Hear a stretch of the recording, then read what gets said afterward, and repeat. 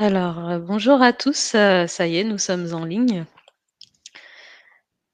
Alors, on va attendre un peu que, il y ait quelques connexions de plus et ensuite, on va démarrer.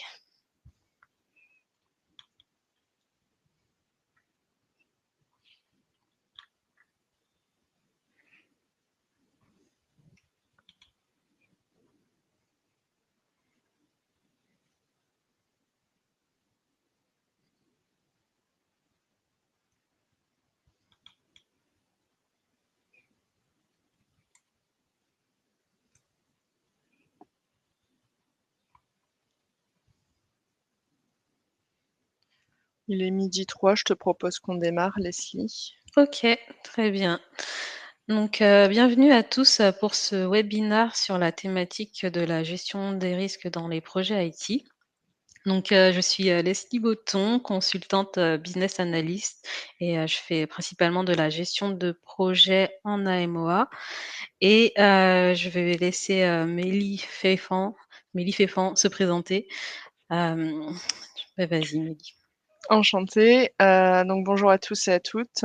Donc je suis également consultante en business analyst et en gestion de projet, actuellement dans l'IT, mais il se trouve que j'ai, démarré ma carrière, professionnelle, dans l'aéronautique, d'où la thématique, de ce webinaire.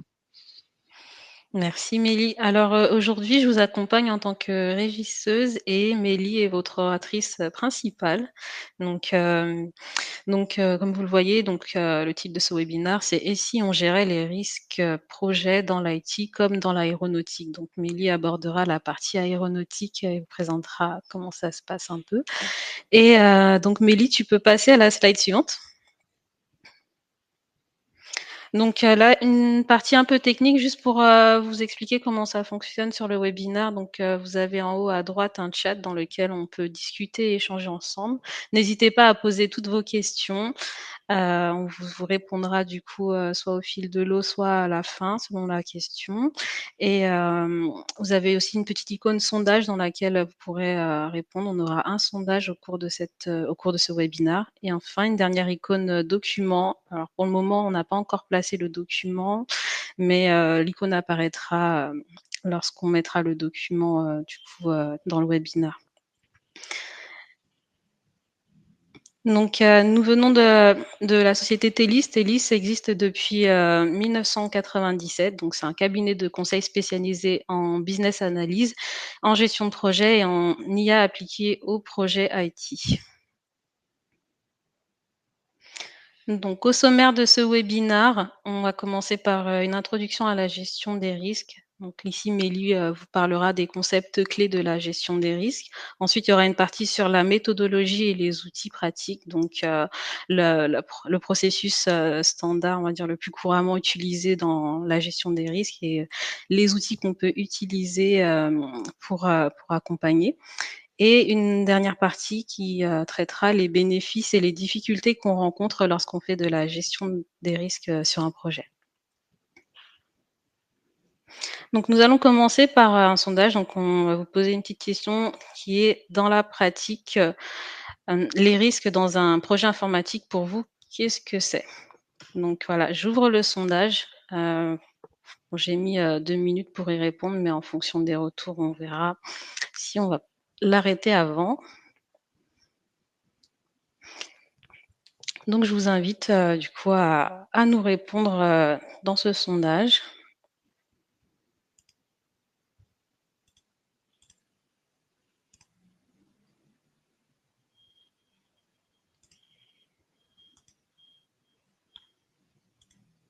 Donc on a déjà quelques retours, on peut voir que, on a bon ça bouge, hein, en fonction des réponses, mais on a déjà, ça bouge beaucoup, je vais attendre un peu. Là, on est un peu à égalité sur 3 questions, enfin sur 3 réponses. Une question qu'on aborde quand ça devient un problème, un élément essentiel à suivre tout au long du projet et une obligation formelle imposée par la gestion de projet. Donc, on était à égalité sur toutes et là, ça a bien changé encore. J'attends un peu pour voir si ça évolue toujours, hein. Mais, je constate, en majorité un élément essentiel à suivre tout au long du projet. On va peut-être rester sur cette tendance-là. Très bien. Bah, écoutez, on va dire que c'est la bonne réponse qui est ressortie majoritairement.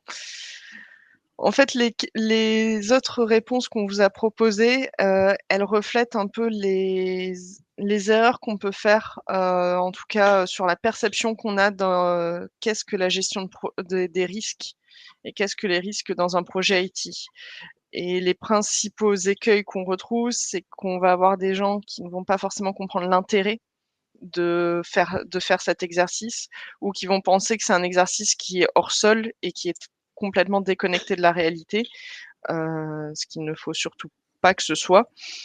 Il y a et aussi ce qu'on retrouve, je pense, le plus souvent, c'est qu'on se dit que les risques, on s'en préoccupera le jour où ça deviendra un problème, et c'est pas du tout la même chose de gérer les risques et de gérer les problèmes. On y reviendra plus en détail après.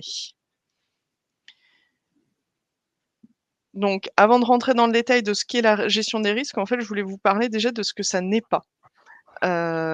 Déjà, gérer les risques, ce n'est pas faire l'autruche, ni dans un sens ni dans l'autre. C'est-à-dire qu'on va pas se dire que tout va bien se passer, on va pas non plus attendre, en fait, que les risques se transforment en problèmes pour s'en préoccuper. C'est pas non plus une liste, de courses, à la Prévert où on a listé tous les risques pour le projet. On est très fiers et puis on laisse ça dans un coin, sans faire quoi que ce soit en face. Ça, ce n'est pas gérer les risques, et c'est pas non plus quelque chose qu'on fait en one shot, en début de projet, en disant: «Voilà, on a identifié tous les risques, on a fait l'exercice une bonne fois pour toutes, maintenant c'est terminé». Il faut le faire en début de projet, mais on va voir, c'est quelque chose qu'il faut vraiment faire de façon continue tout au long de la vie du projet pour que ce soit efficace. Donc on va rentrer maintenant, dans ce qu'est la gestion des risques, vu qu'on a vu ce que ça n'était pas, et je vais proposer un petit détour par l'histoire de l'aéronautique, pour vous expliquer un peu l'approche qu'on a choisie pour ce webinaire. En fait, dans l'aéronautique, la gestion des risques, c'est quelque chose qui est vraiment central et qui est vraiment, dans la culture des entreprises, et ça s'explique en fait par l'historique du domaine. C'est-à-dire que, alors certes, au tout début de l'aéronautique, on se préoccupait pas vraiment des risques, c'était même plutôt l'inverse, c'était plutôt des casse-cou qui ont fait les premiers avions, les premiers vols et tout. Sachant que déjà ça volait une fois sur 2 et qu'au pire quand ça se crashait, souvent la personne qui était à bord, c'était de toute façon la personne qui avait conçu l'avion, donc on va dire que c'était un moindre mal. Là où ça a vraiment basculé, c'est quand l'aéronautique a commencé à vraiment se développer, donc au niveau des années 50, notamment, l'aéronautique militaire avec la Deuxième Guerre mondiale, et l'aéronautique civile qui a vraiment pris son essor, à la fin de la guerre. Et donc là, l'aéronautique a commencé à développer une approche de gestion des risques, mais centrée sur le produit. Donc la question qu'on se posait, en gros, c'est qu'est-ce qui peut faire qu'un avion va se crasher? De façon très schématique, et donc comment on peut anticiper ça et comment on peut faire en sorte que, ça n'arrive pas et que nos avions soient fiables? Et ensuite, à partir des années 70, les sociétés, qui travaillaient dans le secteur de l'aéronautique grossissant de plus en plus, les enjeux financiers grossissant de plus en plus, et le nombre de personnes impliquées dans les projets grossissant de plus en plus, à partir des années 70, donc c'est à peu près l'époque du 747, on a commencé à se dire: «Bah, en fait, tout ce qu'on a commencé à mettre en place pour anticiper les risques liés à notre produit, on peut aussi, en fait, finalement, appliquer une grande partie de ces outils-là à la gestion de risques projet». Donc j'en ai parlé tout à l'heure, qu'est-ce que c'est qu'un risque? Qu'est-ce que c'est qu'un problème? Ce n'est pas la même chose. Un risque, en fait, c'est la probabilité que quelque chose de néfaste se produise. Le problème, c'est une fois que ça s'est concrétisé. Si je prends un exemple très concret, lorsque vous traversez la route, il y a un risque que vous vous fassiez renverser par une voiture. Heureusement, ce risque ne se concrétise pas toujours, il se concrétise même plutôt rarement. Par contre, le jour où vous vous faites réellement renverser par une voiture, ce n'est plus un risque, c'est devenu un problème. Et donc c'est ce que traduit ce graphique. En fait, finalement, on va parler du même élément entre le risque et le problème, c'est juste que ça va dépendre, en fait, à quel moment on en parle. Quand on en parle en amont de l'événement et q et que du coup, il n'y a pas encore de certitude sur la survenue de l'événement, on parle encore de risque et en fait, c'est surtout à ce moment-là que ça va être intéressant d'intervenir parce que plus on intervient en amont, plus on va avoir une grande marge de manœuvre. Donc le risque, plus on l'anticipe, mieux on va pouvoir l'adresser, y répondre et l'éviter potentiellement. Si on attend trop, en fait, on va plus être dans l'anticipation, mais dans la réaction, au fait que le risque, soit il s'est déjà transformé en problème, soit il est sur le point de se transformer en problème et là, on passe plus sur de la gestion de crise, sur de la minimisation des impacts, autant faire que se peut, mais on est sur de la réaction et plus sur de l'anticipation et donc c'est vraiment la clé de la gestion des risques, c'est de rester au maximum dans cette phase-là de prévention, heu arriver dans les phases ultérieures le moins possible. Donc j'en ai un petit peu parlé là en vous parlant de l'aéronautique. Je Pour clarifier un petit peu le scope de ce webinar, donc on a bien 2 types de risques, on a les risques produits et les risques projets. Nous, on va se focus principalement sur les risques projets, parce que les risques produits, finalement, ils sont déjà adressés dans l'informatique, souvent au travers de des campagnes de tests. On fait pas forcément l'exercice de façon formalisée, mais c'est ça qui va nous dire, en fait, quels sont les tests les plus importants à dérouler, quels sont les tests dont on peut se passer, quelles vont être les anomalies qui vont être majeures ou mineures. Finalement, tout ça, c'est lié, en fait, à quelque part, les risques aux risques produits. Donc nous, aujourd'hui, on va pas parler de ça, on va vraiment rester focus sur les risques projets. Donc je vais maintenant vous partager, en fait, les méthodologies et les outils qu'on utilise, notamment dans l'aéronautique pour, faire de la gestion des risques et comment on peut les dérouler. On va voir que finalement, c'est des outils qui sont assez simples d'utilisation. Donc le process, déjà en termes de process, il y a un point qui est extrêmement important, c'est que c'est un process qui est itératif. Je l'ai déjà dit, mais je le redis, c'est pas un exercice qu'on fait une fois en début de projet et qu'on laisse dans un coin. C'est quelque chose qu'il faut refaire tout au long de la vie du projet parce que les éléments extérieurs, le projet va évoluer. Ce qui sera vrai au début du projet ne sera pas forcément vrai à la fin. Et donc, sur ce process, on a 4 étapes clés, qui sont l'identification des risques, donc qui vont être le fait de lister les risques. L'évaluation, donc on va parler à ce moment-là de probabilité, de gravité, de criticité, on va y revenir. Le traitement des risques, donc qu'est-ce qu'on fait vis-à-vis de ces risques? Et ensuite la phase de monitoring et de reporting, qui va en partie consister à suivre, les plans d'action qu'on aura pu mettre en face qu'on aurait pu définir lors de la phase de traitement. Donc la phase d'identification des risques, le but, c'est en fait de faire une liste la plus exhaustive possible à ce stade-là, des risques.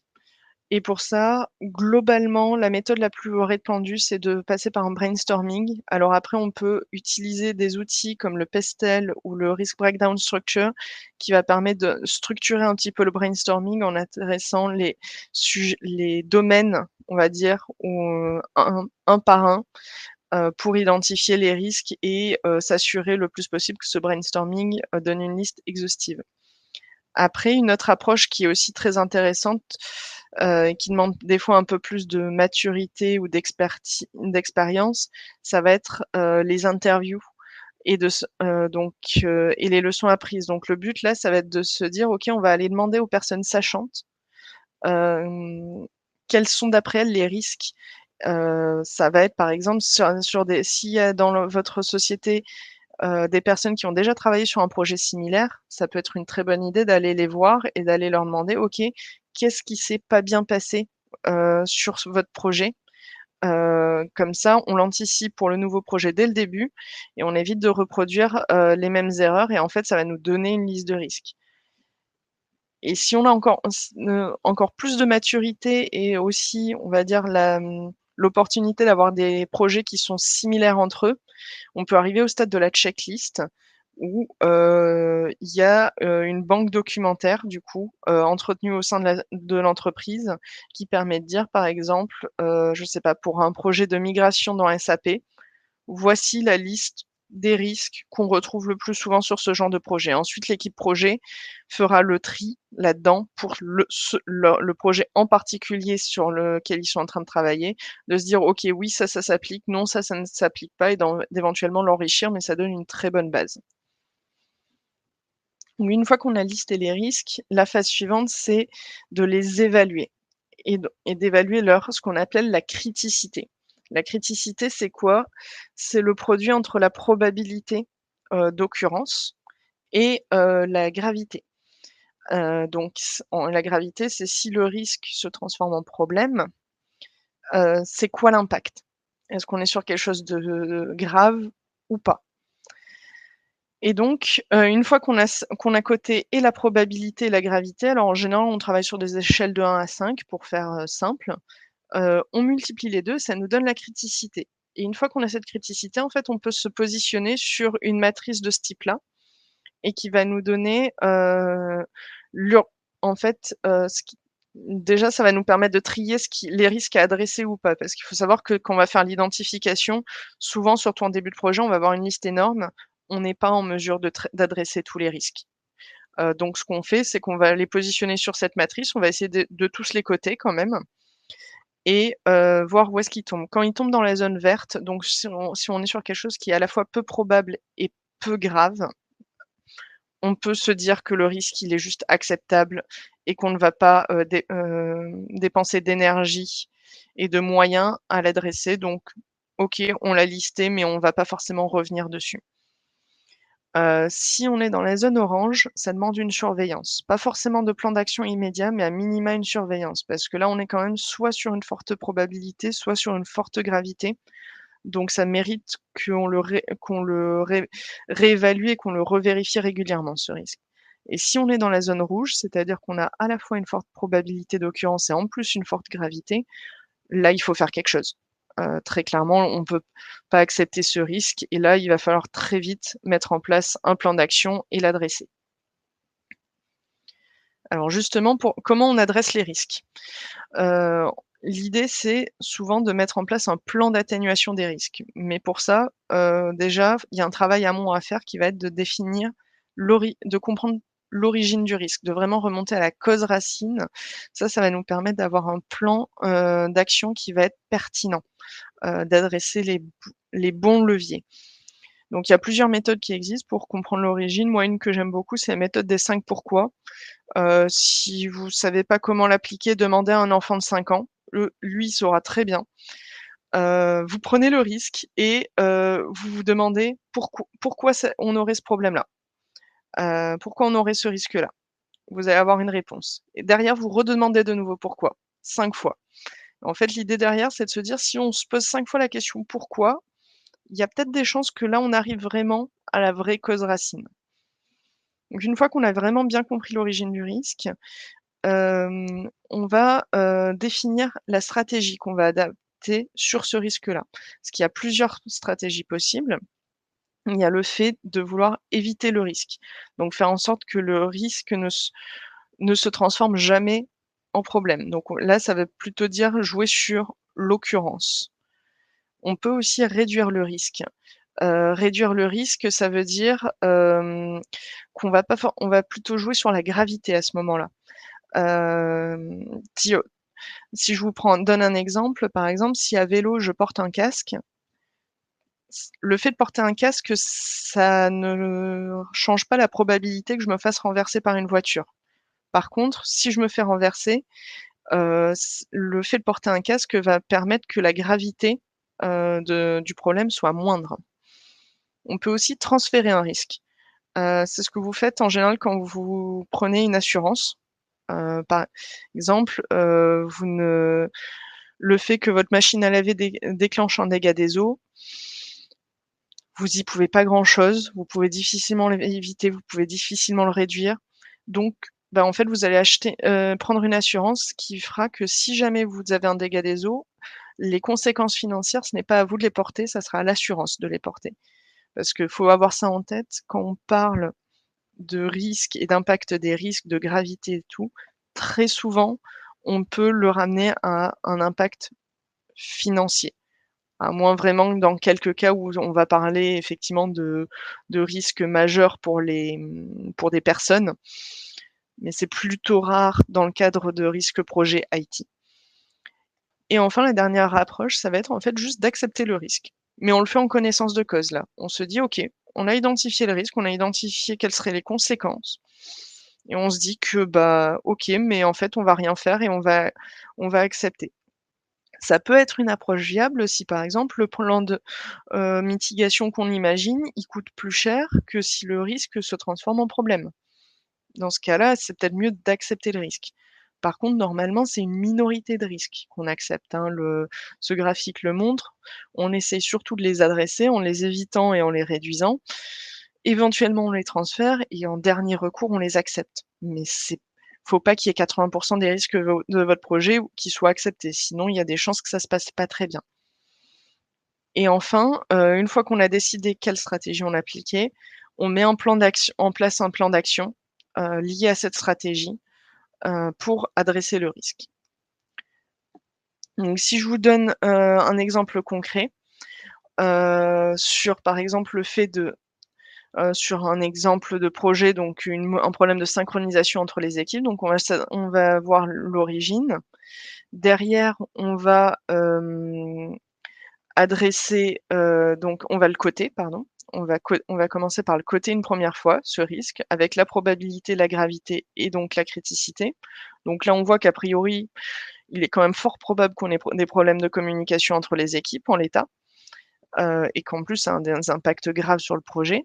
Donc là, on va se dire: «OK, comment je peux l'adresser ce risque?» et mettre en place un plan d'action. Et donc, on va par exemple se dire: «Ben, on va mettre en place des, daily meetings et mettre en place des fichiers partagés, un SharePoint avec des documents qui sont accessibles par, tout le monde, et qui sont partagés, mis à jour par tout le monde». Et donc là, la gravité, on l'a pas forcément adressée, par contre, on a adressé la probabilité. Donc on va recoter ce risque, donc on voit que là, la probabilité a baissé, donc la criticité a baissé. Ça, c'est vraiment quelque chose d'important, c'est de recoter le risque une fois qu'on a défini le plan d'action. Heu et si votre criticité n'a peu ou pas bougé suite au plan d'action, c'est que votre plan d'action n'est pas efficace. Et derrière, ça n'empêche pas aussi de prévoir malgré tout aussi un plan de contingence, donc là qui va plus être de l'ordre de: «OK, si malgré tout ce qu'on a mis en place, le risque se transforme en problème, qu'est-ce qu'on fera?» Ça permet aussi d'anticiper et de pas être dans la réaction au moment où on a un problème, dans la panique, de se dire: «Qu'est-ce qu'on fait?» Si on a un problème, on a le plan d'action qui est déjà préparé en amont et ça va être vachement plus confort pour les équipes. Et un dernier point sur lequel je veux attirer votre attention quand même, c'est la notion de risque généré. Ce qu'on appelle risque généré, c'est, quelque chose un nouveau risque qui pourrait découler par exemple du plan d'action que vous mettez en place pour la mitigation. Je vais prendre un exemple concret de la vie de tous les jours. Vous avez identifié le risque que des personnes accèdent, aux données de votre téléphone. Contre ce risque-là, vous vous êtes dit: «Bah, je vais verrouiller mon téléphone avec un code».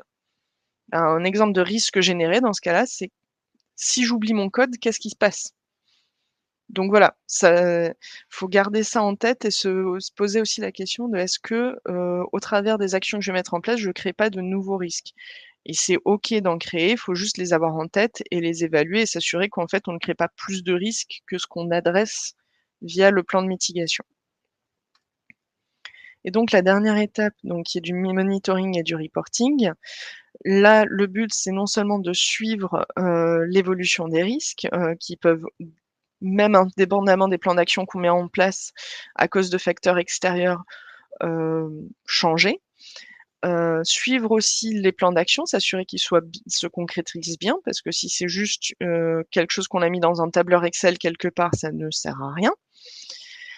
Et aussi c'est important de prendre du recul par rapport en fait à la méthode, en elle-même de gestion des risques qu'on a mis en place et de s'interroger sur: «Est-ce qu'on est efficace? Est-ce qu'on a bien identifié les risques? Est-ce que les plans d'action qu'on met en place, ils fonctionnent? Est-ce qu'ils sont réellement appliqués? Est-ce qu'on fait vraiment concrètement baisser les risques ou pas?»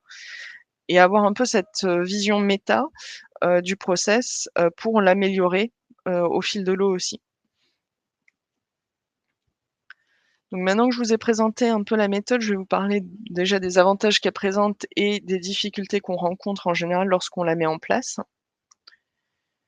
Donc les avantages, au vu du sondage, je pense que je prêche déjà un peu des convaincus, mais c'est c'est quand même bien d'en parler.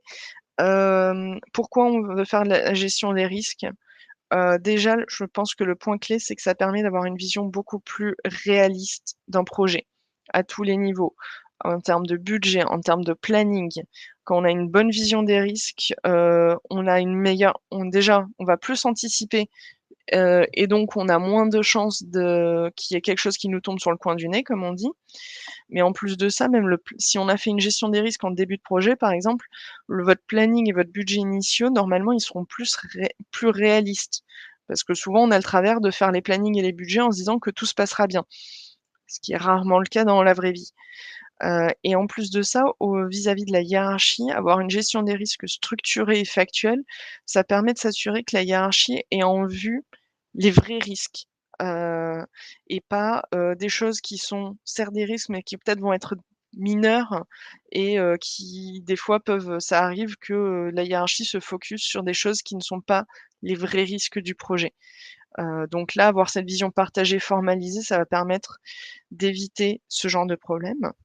Ça va aussi permettre de créer des leviers d'action, vis-à-vis des risques et pour l'équipe, ça veut dire, en fait, avoir les moyens d'agir concrètement pour que le projet se passe au mieux, et pas se dire: «Oh bah, on verra bien ce qui se passe». Et ça, l'air de rien, c'est aussi un facteur de motivation des équipes qui est hyper important. Et le dernier point, vraiment la gestion des risques, en fait, c'est un cercle vertueux dans le sens où plus vous allez en faire, meilleur vous allez être. Parce que les équipes vont prendre l'habitude de faire l'exercice, donc ils vont être derrière beaucoup plus proactifs sur le fait d'identifier, de remonter les risques, formellement ou informellement. Hem et même, on en parlait tout à l'heure, par exemple avec les checklists et cetera. Plus vous allez prendre l'habitude de gérer les risques sur des projets, plus ça va être facile pour les projets suivants d'anticiper les problématiques qu'ils pourraient rencontrer et être vraiment, sur de la capitalisation et un mode très proactif. Après, la gestion des risques, c'est pas facile.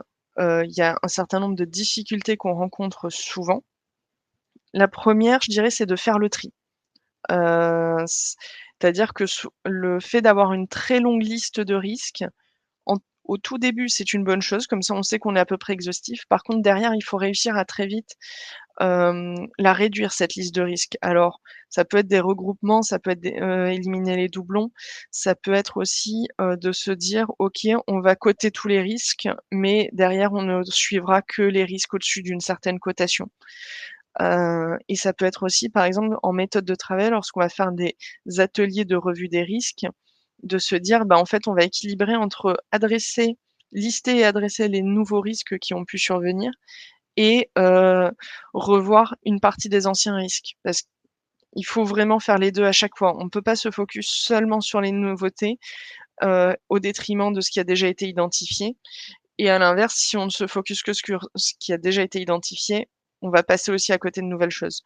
Donc ça, c'est vraiment un travail, d'équilibre qu'il faut réussir à trouver.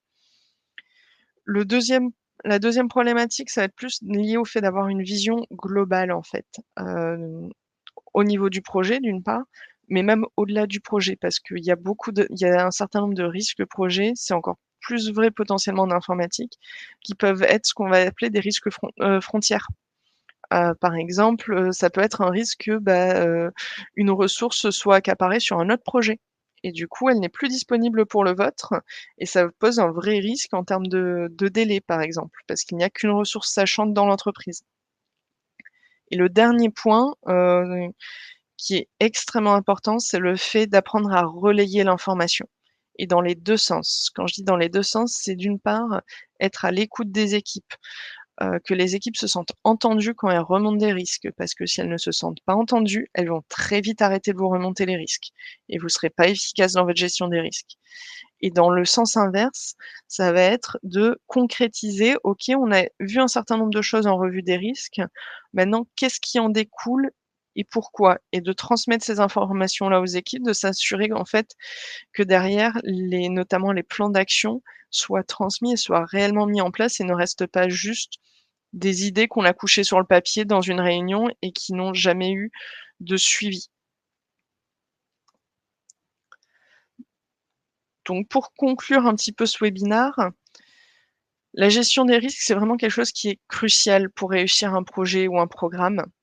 C'est quelque cho Ça permet d'anticiper et d'être donc dans une démarche qui va être proactive, ce qui est hyper important et avec ça, en fait, on va vraiment augmenter les chances de succès, d'un projet. C'est ça qu'il faut avoir en tête. Je reviens encore dessus, c'est quelque chose qui se fait tout au long du projet, vraiment j'insiste, c'est pas un one shot, c'est vraiment tout au long du projet. Il faut faire des ateliers de gestion des risques tout au long.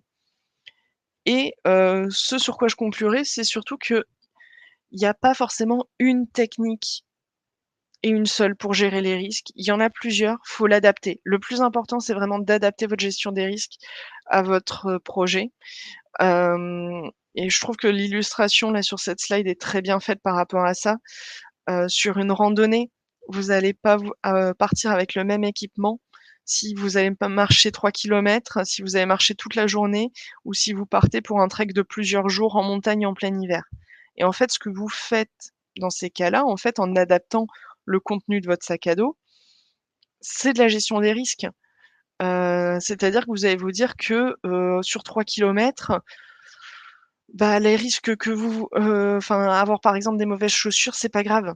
Peut-être que vous aurez un peu mal aux pieds, mais finalement, en fait, c'est que 3 kilomètres, ça ira. Sur 24 kilomètres, c'est peut-être plus acceptable le risque d'avoir mal aux pieds. Sur plusieurs jours en montagne en hiver, le risque d'avoir un peu froid, c'est peut-être plus acceptable. Donc on va prendre plus d'équipement, pour adresser ces risques-là.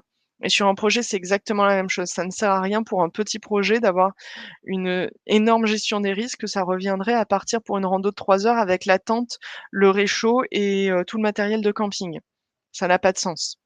Donc voilà, en conclusion, je dirais que la bonne gestion des risques, c'est celle qui ne va pas alourdir votre projet, mais qui va vraiment, au contraire, le dynamiser. Donc je vous remercie pour, votre écoute et bah, si on a des questions, si vous avez des questions, c'est le moment, je serais ravie d'y répondre. Alors pour le moment, on n'a pas eu de questions dans le chat, mais bon, si vous en avez, vous avez toujours l'occasion de les poser maintenant.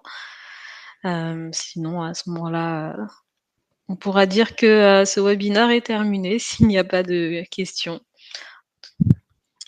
Donc en attendant déjà, s'il y a quelques retours, on vous remercie déjà pour votre participation, pour votre présence. J'espère que vous avez apprécié ce webinaire et que ça a été, instructif. Donc, on a un retour de Sarah, qui demande: «Est-ce que vous avez des conseils sur comment intégrer efficacement les parties prenantes dans la cartographie et le traitement des risques?» Alors, vaste question, l'idéal, c'est de faire des points, réguliers pour faire la gestion des risques, de revoir les nouveaux risques et les anciens risques lors de revues de risques et idéalement, dans ce cadre-là, faut qu'il y ait un peu tous les principaux interlocuteurs qui soient présents. Hem, donc par exemple, sur un projet IT, il va falloir qu'il y ait des personnes de l'IT, mais aussi des personnes du métier, peut-être des personnes de l'AMOA, et cetera. Après sur ces réunions, on ne peut pas avoir tout le monde, c'est pas efficace d'avoir trop de gens non plus.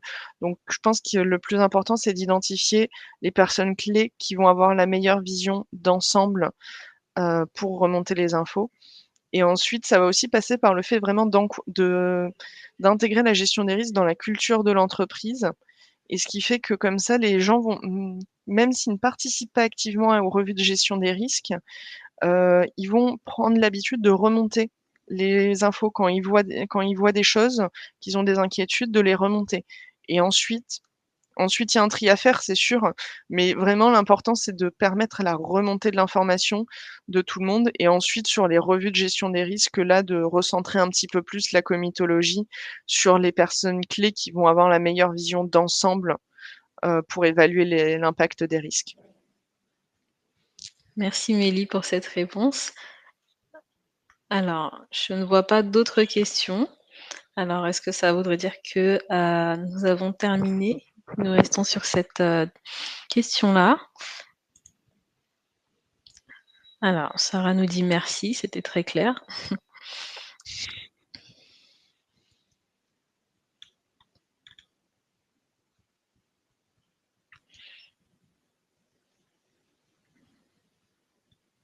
On a un retour, de Marie-Hélène qui nous dit aussi: «Merci, la présentation était très claire et intéressante».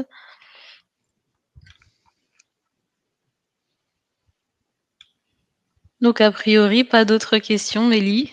OK, bah, écoutez, très bien. Bah, merci à tout le monde pour, votre participation et je pense qu'on peut effectivement arrêter ce webinaire ici. Oui, effectivement, merci beaucoup Mélie pour cette, présentation et ce partage d'expérience. Je dis à tout le monde, merci encore d'être venu et je vous souhaite, une agréable journée. Bonne journée, au revoir.